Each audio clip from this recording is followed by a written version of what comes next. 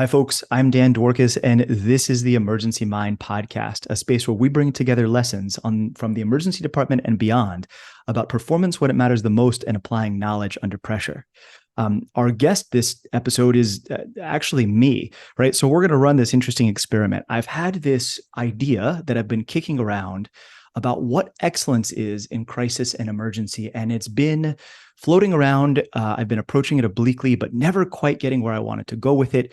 So we're going to run an experiment. And to help me in this experiment, to put me in the hot seat and sort of see what comes out of it, I've invited Andrea Austin, Dr. Andrea Austin, to come on the podcast to take the reins and to take over the interviewing. Andrea is an ER doctor. She is the Chief Learning and Innovation Officer for Revitalize. She's the Simulation Director for Southwest Healthcare. And from a personal standpoint, most importantly, she's somebody I'm incredibly proud to call a friend, both personally and a friend of the Emergency Mind Project, where she's done so much work already. So Andrea, thank you for coming on the podcast, for allowing me to turn the reins over to you and for running this experiment with me. Well, this is just a huge honor, Dan. I respect you so much, and I'm so excited for everything that you're doing.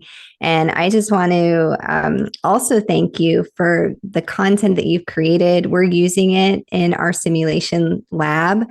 I have your poster up on our lab, actually the hallway people walk into, and I encourage people to listen to the podcast. And we use your materials when we're preparing our residents and faculty to think about how to perform better under pressure. So thank you.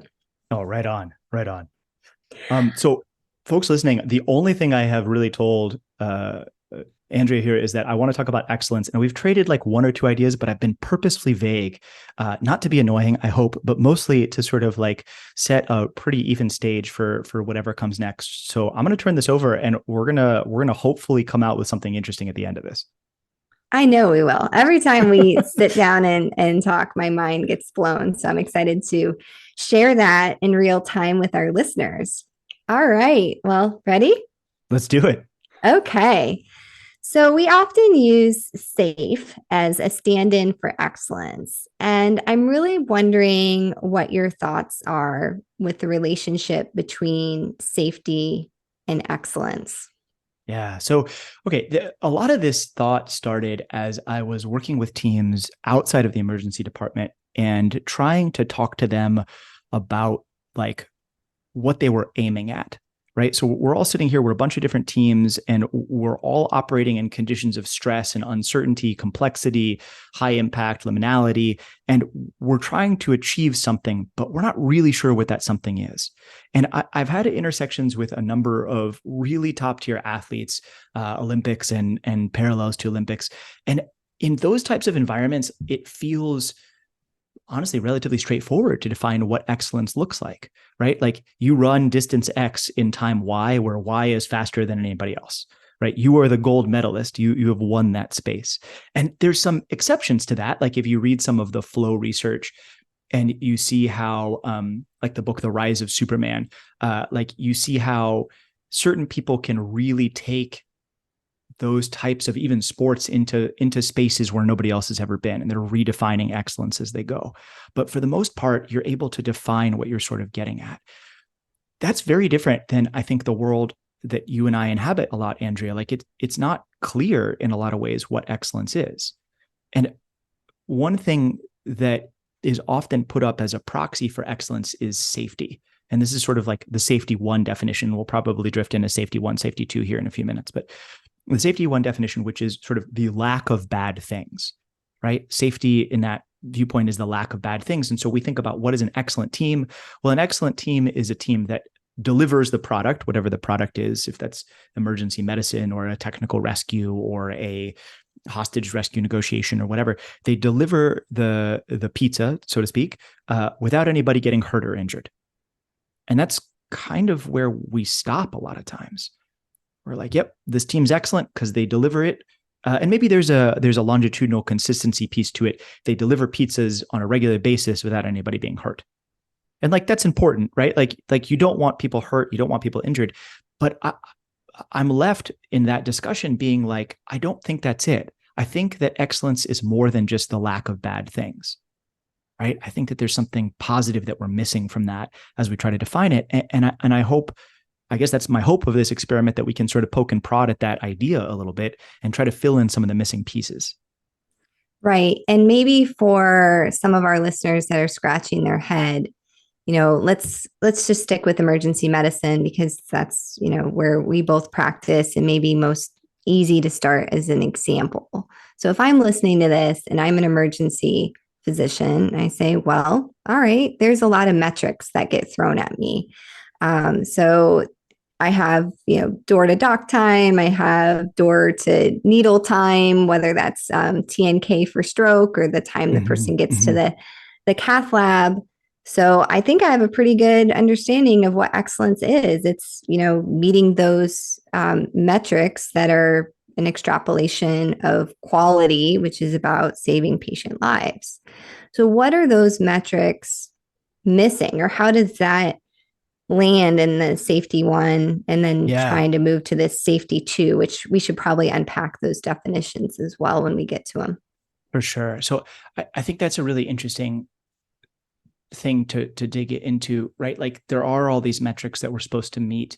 There's all these things that we have agreed upon to be sort of like the standard of care, right? Like most ER doctors in most situations should be able to do XYZ in time T, right? And we all agree that is like what we have raised the standard of care to.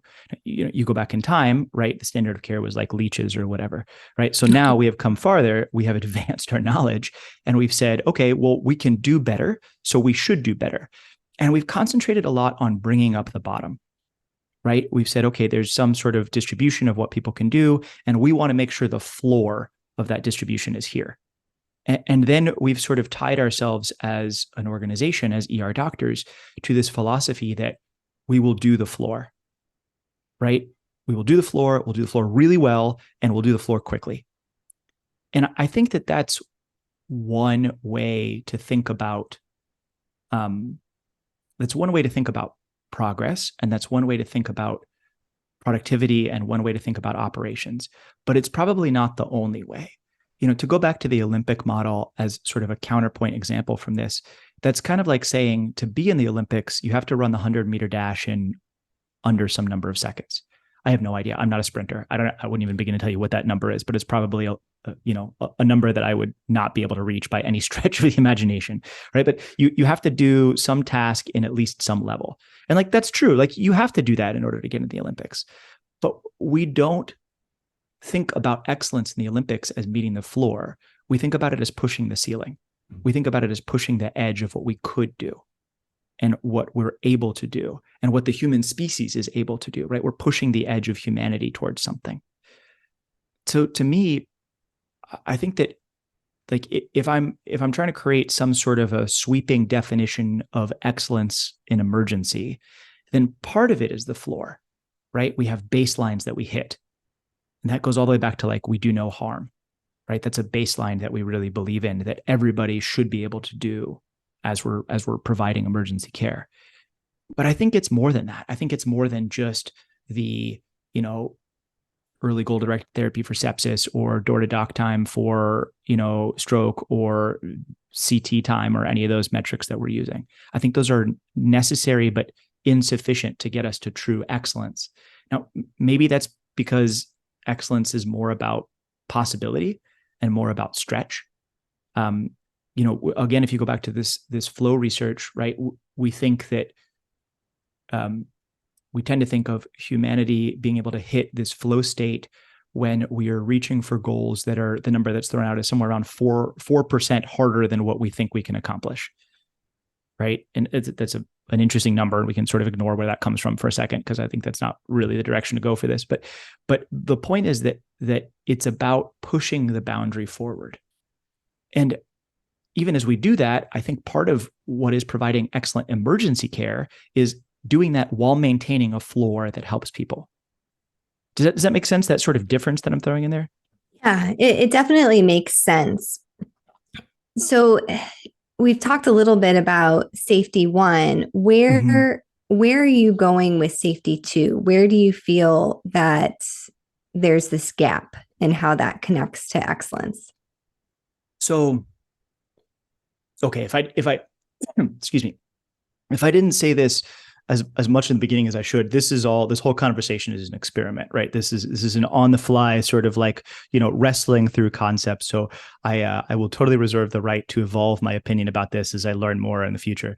That said, so as I understand, one of the key differences between a safety one mindset, which is what most of us refer to just as safety, and a safety two mindset, which is a bit of a different version of it. The safety two mindset, safety one has a lot to do with the idea that we are able to describe a perfect version of work, and that if only people just did what we said, there would be no accidents, right? We're able to control the whole thing. We can create this idea and people just have to do it, and then there won't be accidents.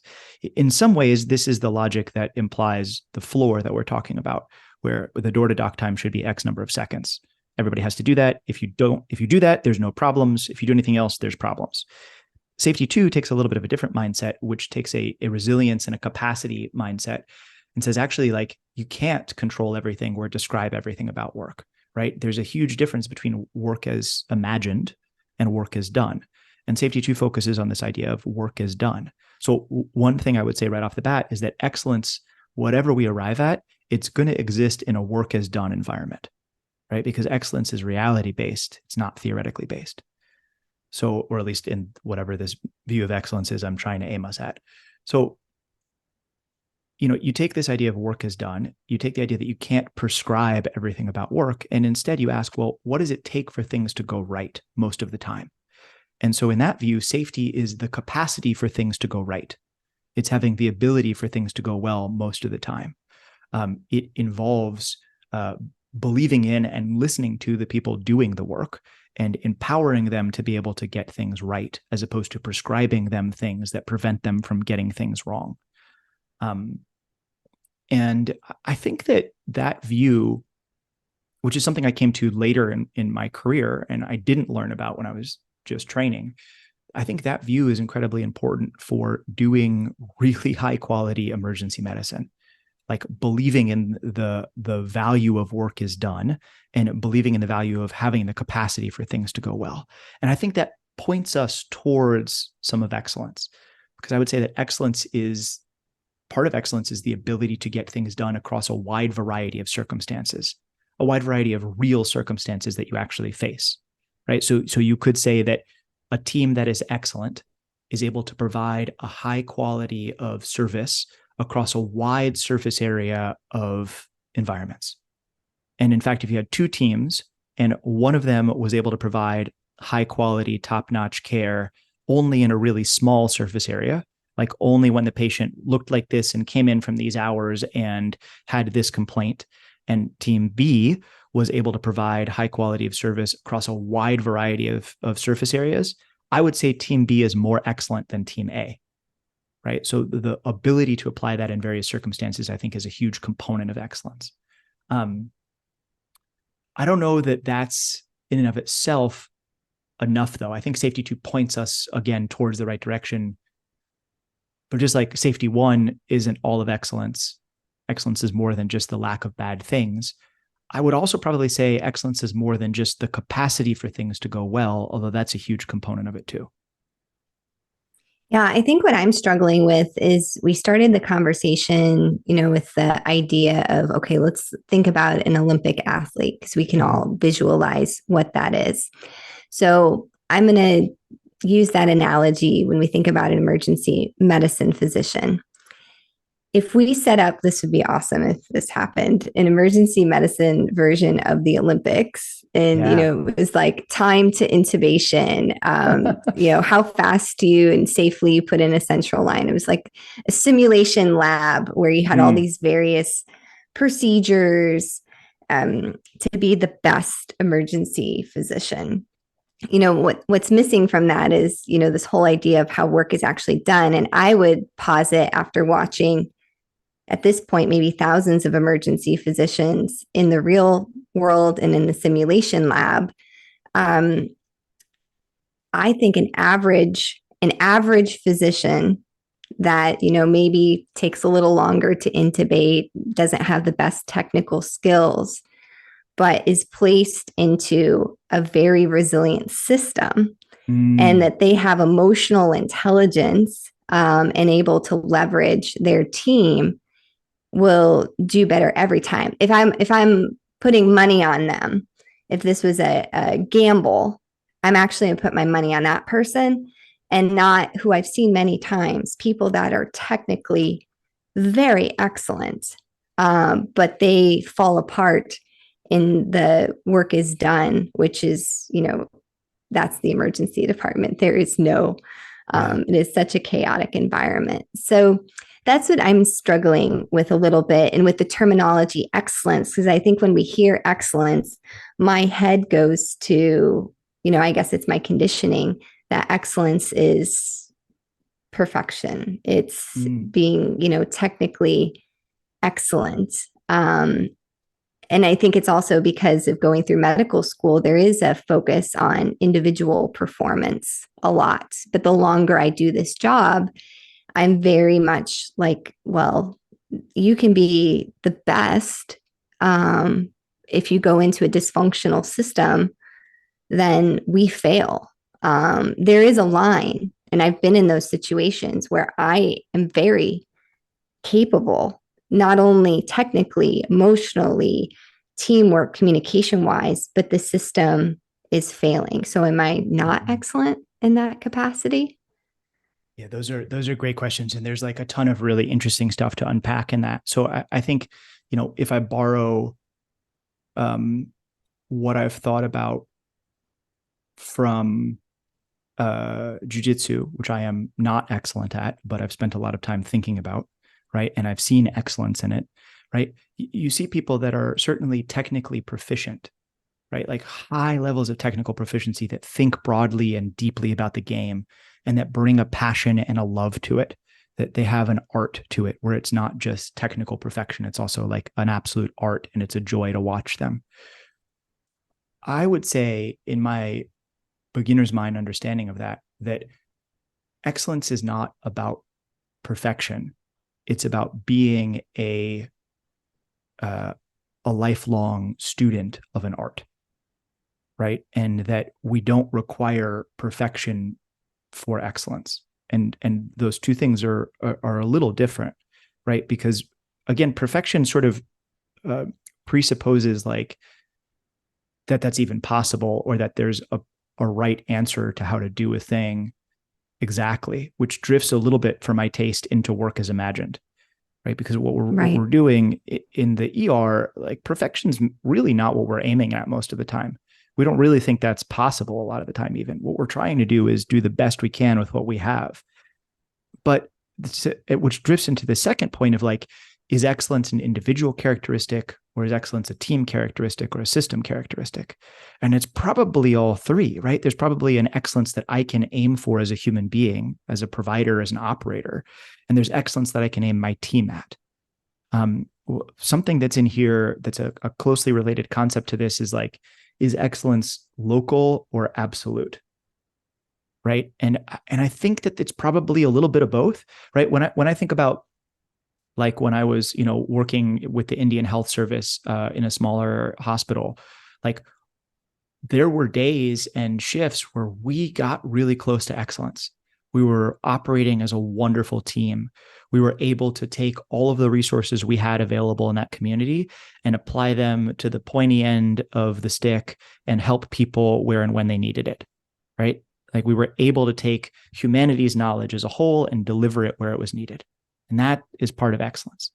But if you compare that on an apples to apples comparison to like what I was able to do when I was working at Mass General, like that's a wildly different universe, right? There's just different things that are going on in there. And so in some sense, um, you know, you you can imagine that there are local maxima, like a small team is able to aim for excellence and should aim for excellence to the best of what they can apply. And a large team should be aiming at something different, right? Because they have the capacity to do something more. Both teams, though, should have something in common with what they're aiming at. And both of those questions are really compelling to me, right? How do you decide what everybody should aim at? And how do you decide what your individual team should aim at? And And I think there's bits and pieces of there that are worth exploring in both places. A very like a third thread that I'm going to throw out there, and then we can, I don't know, hopefully weave these together into something maybe, is excellence about performance or is excellence about outcome?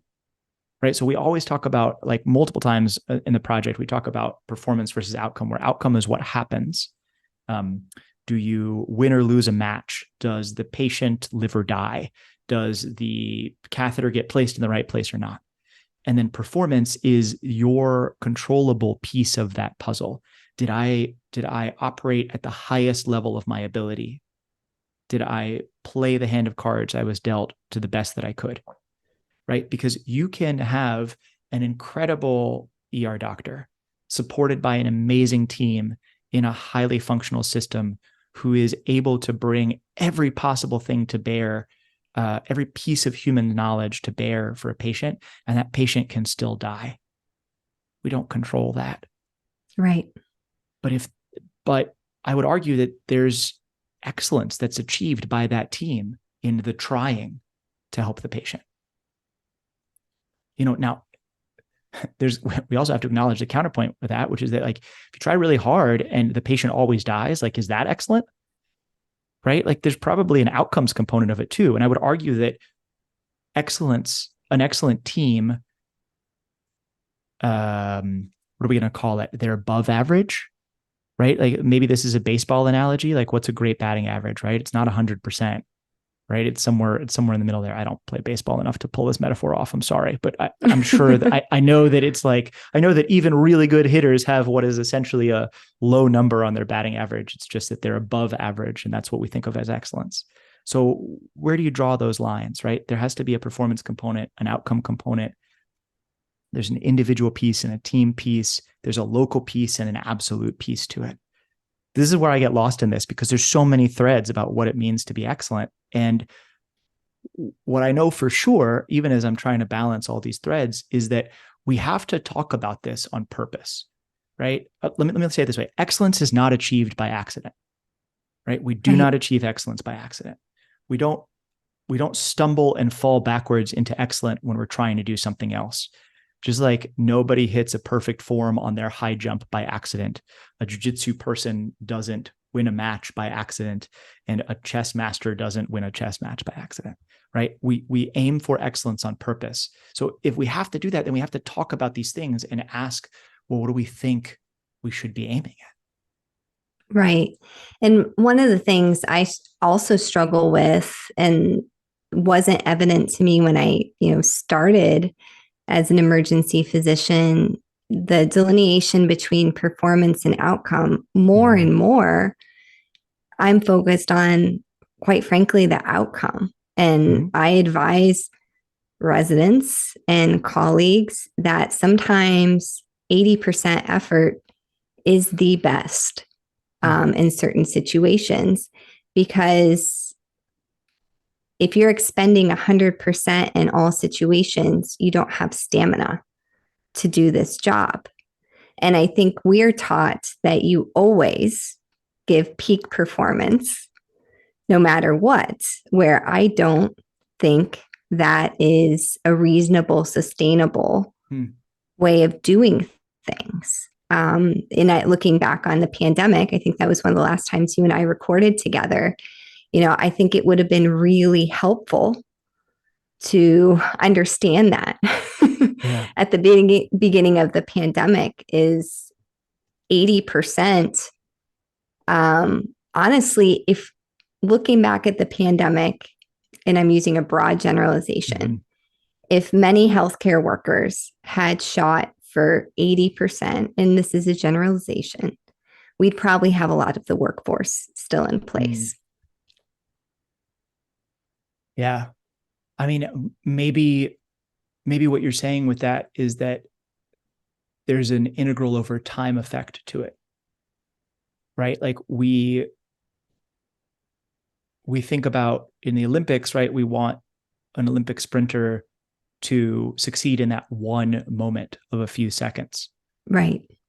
But that our vision of what excellence is for an emergency medical team, or really for any team operating under pressure, is that they should be able to achieve an absolutely high standard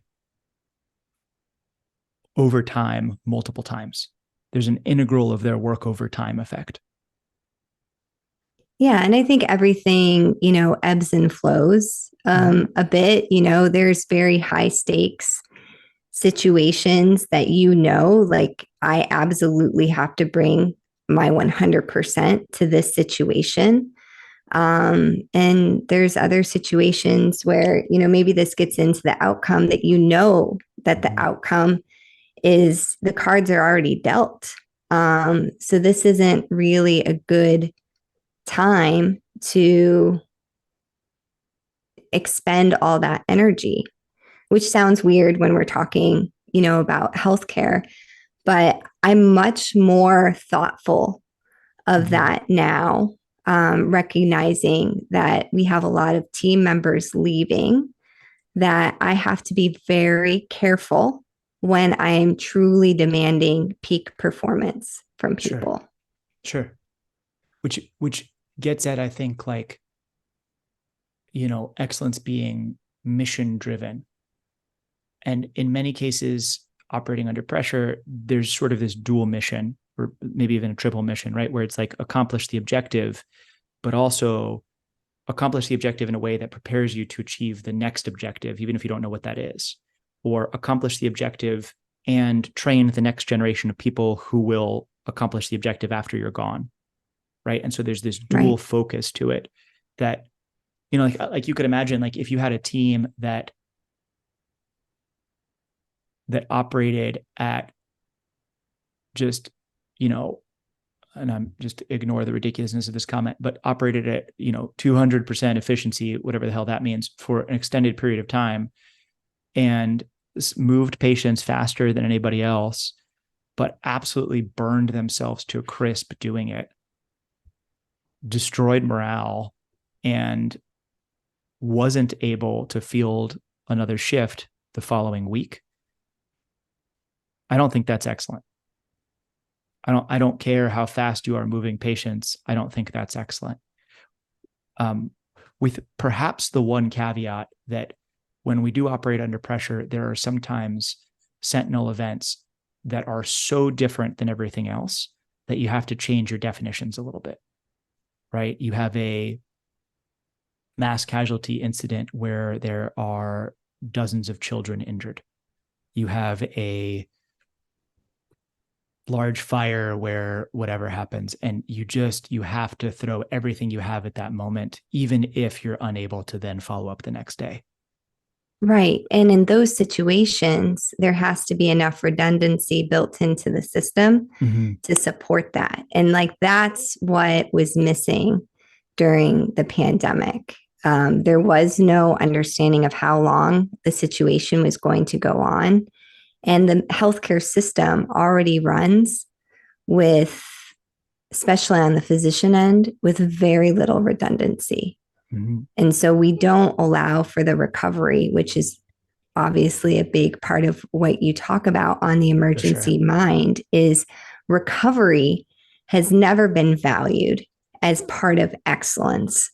Recovery is never a metric that's really discussed or publicly shown. I mean, that's, where I think we need to go to fix a lot of this stuff. If it was publicly facing what the burnout rate was at a hospital, and I had a choice when I, have an upcoming trip to Chicago, and I was able to open up that, oh, this hospital has a 70% burnout of staff.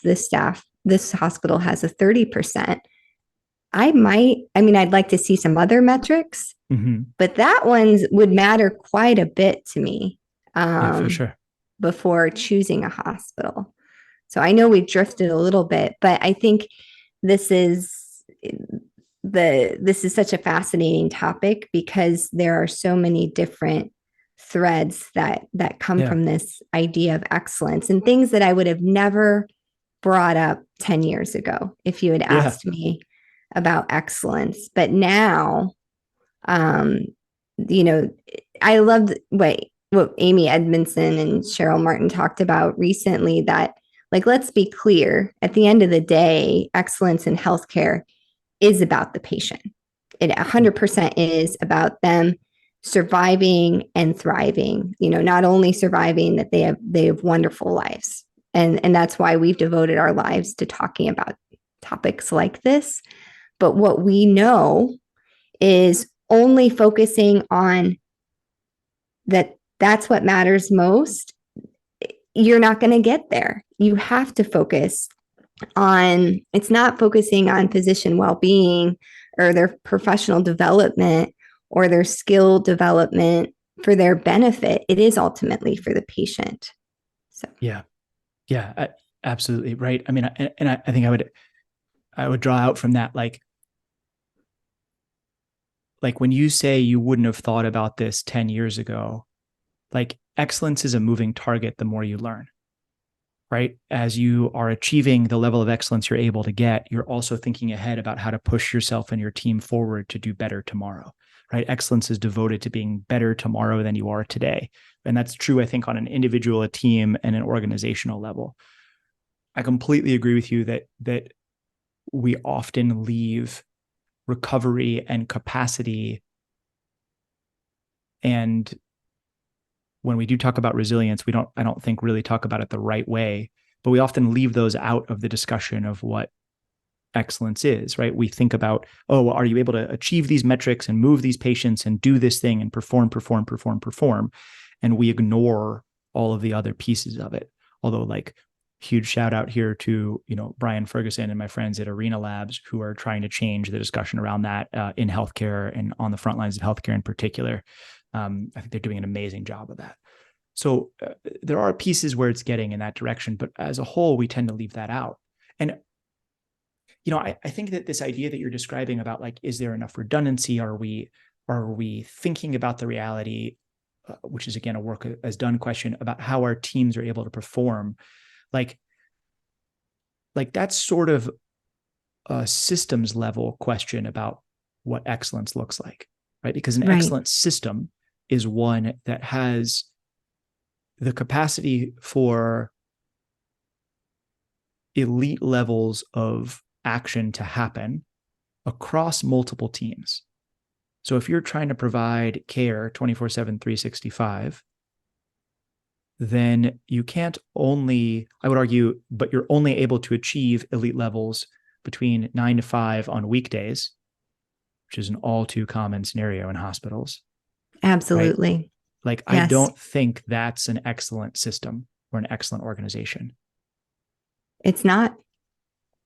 No, I say So all the time to my residents that your patient does not care. They do not care that it is 3 a.m. They do not care that this was a rare thing. This is a halo event. It is 100% to them. mm-hmm. But, I'm focusing on their individual performance, right? Like, Yeah.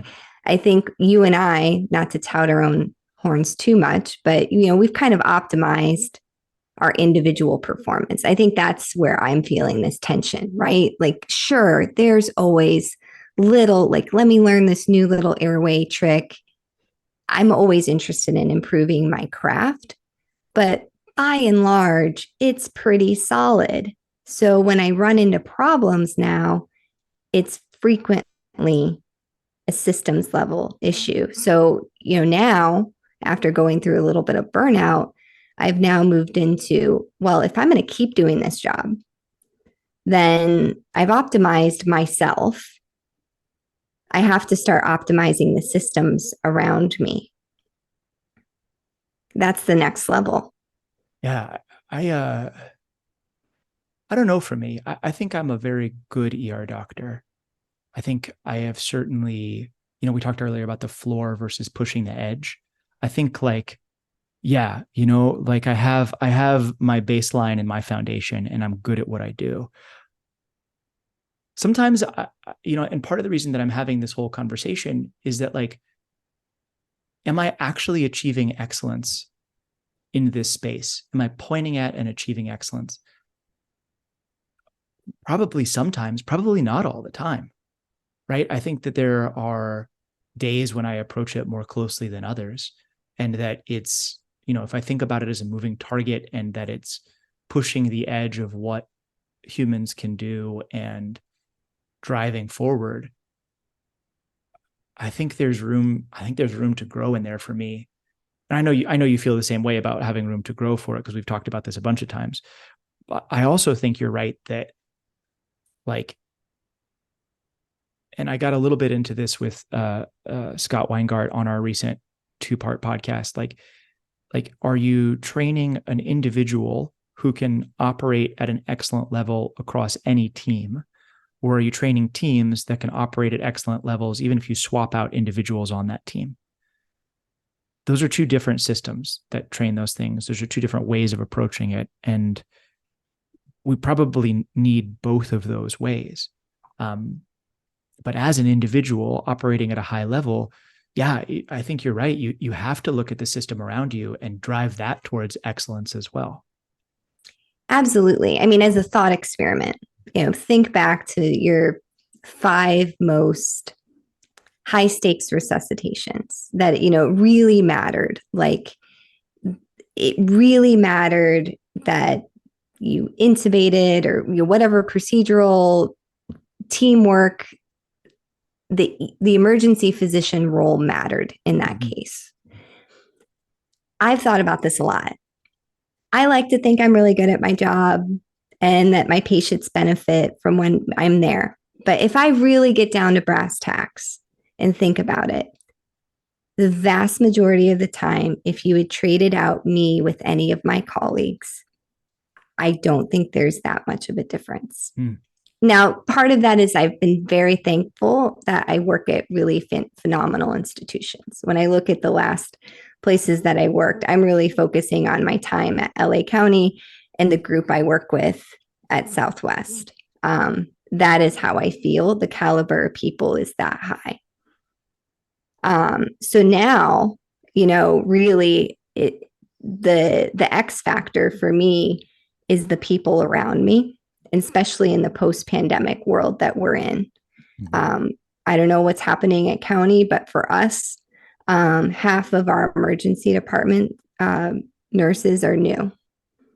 And they're new to nursing. It used to be that you had 2 years of experience in most emergency departments before you started working.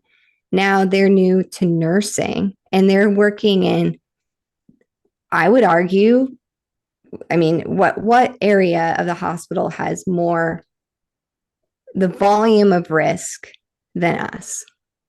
Sure. And that's mind-blowing to me. So, now it's like a whole nother, if I only have 24 hours in a day, and how many hours do I have to spend on anything?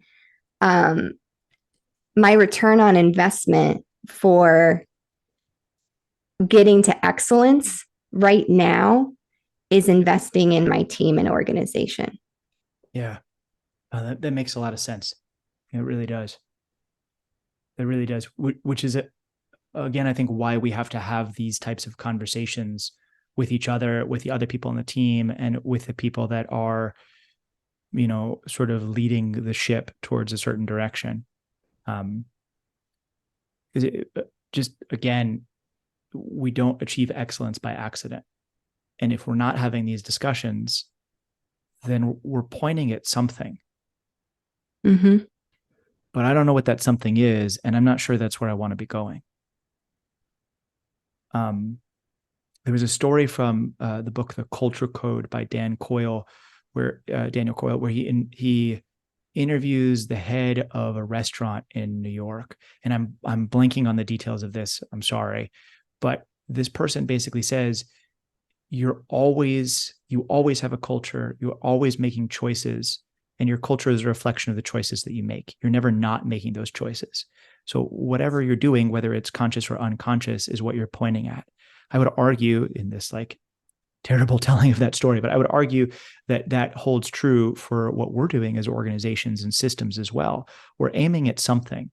I just don't know what it is some of the time. And I'd like it to be aiming at excellence. And I'm not convinced that's what we're doing.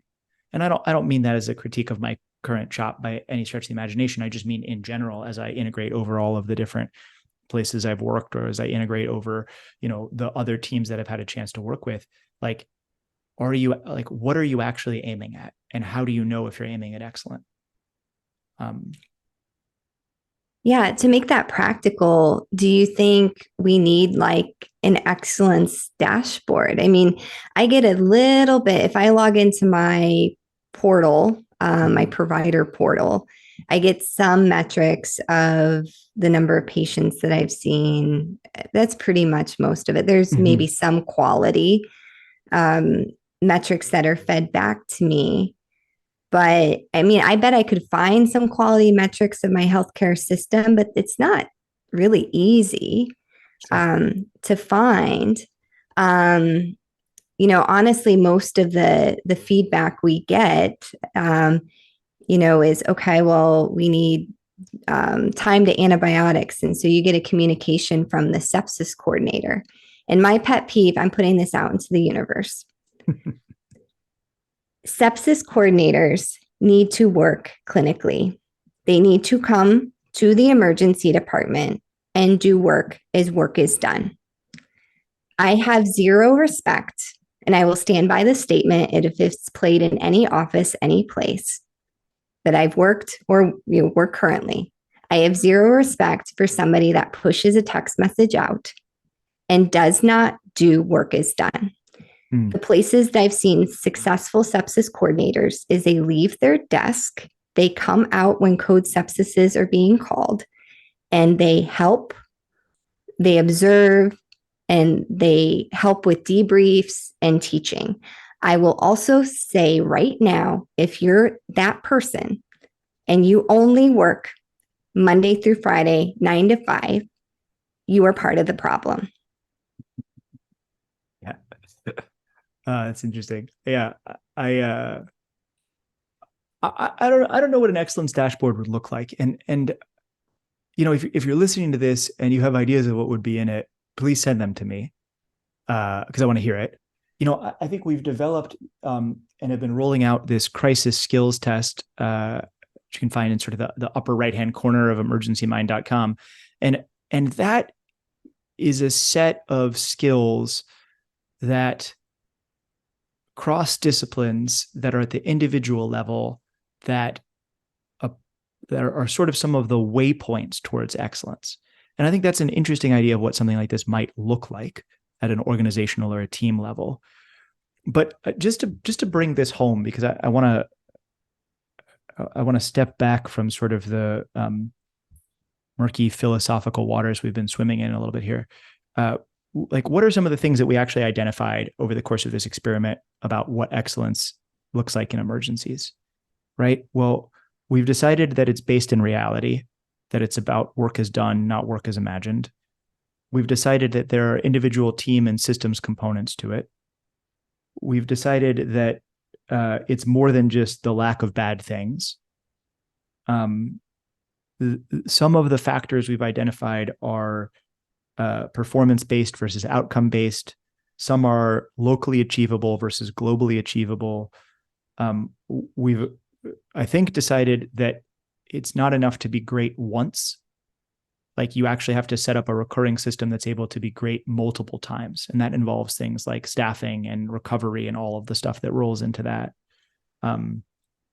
We talked about surface area where you're able to achieve greatness and expanding that as large temporally and spatially and whatever else is possible. And we really importantly talked about this idea that part of excellence is committing to being better tomorrow than you are today, that having that dual mission, that it's not just achieving an objective, it's being able to achieve that objective better tomorrow with whatever team you're working with. I am sure that there are lots of other components to this as a waypoint. And Andrea, I want to give you the final word. And then I also just want to say again, if you're listening to this and you have other ideas about what excellence is, what the pillars of excellence are, especially at the team and organizational level, performing under pressure, send them to me. I want to hear it. I want to crowdsource this discussion and get us talking about this, because again, if nothing else, excellence is not achieved by accident. And I think the more we talk about this, the more likely we are to be pointing ourselves and our teams in the right direction. So yeah, I don't know. Any last thoughts to wrap this up? Yeah, I think it would be a call to action. I really appreciated this conversation. And I think a big problem, I think it's almost comical in a way that you and I are trying to define excellence and that we don't know this. And that what excellence has historically been has been fed to us. We have a lot of people right now, some good intentioned and some not. Some people that are focused on their profits of their healthcare system, telling us what excellence is. And that is driving a lot of the burnout in our field. I don't think a field is excellent when they have 65% burnout, and that's emergency medicine. Sure. If I was the CEO of emergency medicine, I would say we have a full stop problem, and we're not going to be able to work on anything else until this issue is dealt with. And so I think we need to start dictating what is excellence in emergency care. And part of that, I'm very excited about some of the stuff happening in our national college that is acknowledging that we are excellent as emergency physicians. We need defined resources. I'm going to blow your mind for a minute. There's defined resources that are required to be a trauma center. To be a trauma center, you must have these people on call, this equipment. We don't have that for emergency departments. ACEP is working to change that. We have to start having this conversation about what is excellence and what do we need personally and system-wide to have excellence, because the answer can't just be us to keep working harder because we don't even know what we're driving towards. Andrea, thank you so much for, indulging me in this experiment, coming along for this journey, working with me on this and leveraging back and forth here. It's like totally a pleasure to have you on the podcast. And I just want to shout out again for your incredible work on Revitalize as the Chief Learning and Innovations Officer, as a simulation director for Southwest Healthcare, and all of the awesome stuff you're doing. If people want to connect more with you, where should they go? Thanks. You can follow me at Revitalizing Doc on Twitter and Threads. And you can check out our website at peoplealwayshtc.com/revitalize. Right on. Threads. I like that we're branching out into different universes here. That's amazing. I will end this by saying thank you to all of you all for listening to this. And I hope that this is the start of a conversation. I hope that you reach back out to me, and as we're talking about other things, that we try to figure this out together, because I think that that's what it's going to take. I think it's going to take conversation. It's going to take back and forth.